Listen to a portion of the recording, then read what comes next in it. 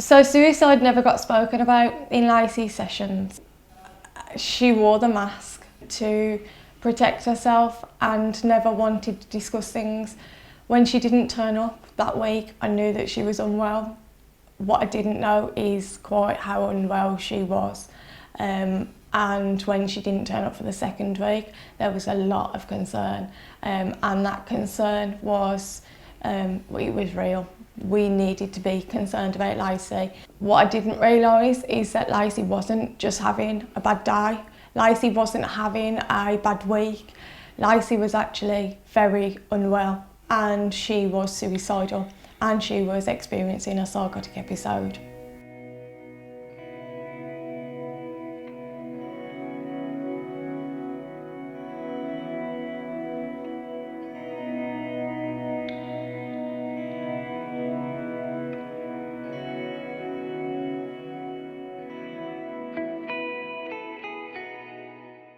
So we do check-in messages and phone calls for people that just haven't turned up for sessions, and I didn't want to constantly bombard Lacey with messages and phone calls, but I knew how unwell she was at this time. Something had triggered for me to say that she's unsafe. So I did phone and she finally picked up and she was safe. She was very, very unwell and she was in hospital at that point in time because of how poorly she was. But with the support of everybody around her, she felt comfortable enough to come back to KPG. I was diagnosed with OCD, borderline personality disorder and autism. I always felt different, I felt out of place, I felt alienated.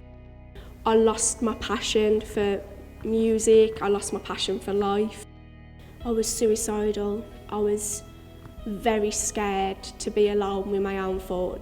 I did attempt a few times to take my own life. I remember the first time I just sat on the end of my bed and I wrote a letter and I gave up.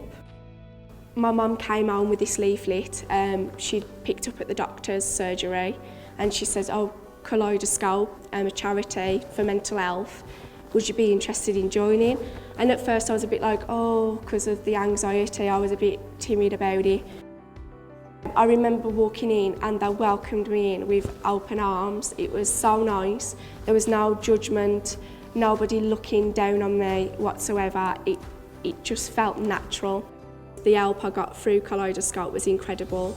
I found somewhere where I finally belonged, and it was nice. For the first time in years, I found home.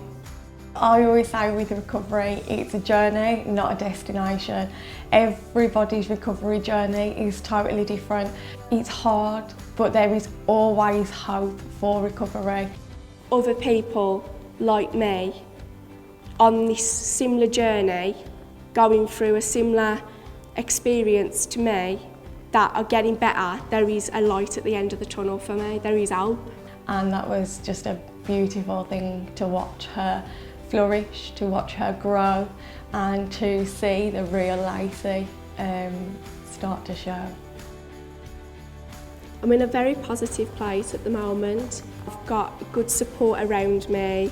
I constantly talk about my feelings, and I now know there is hope and there is a life out there for me.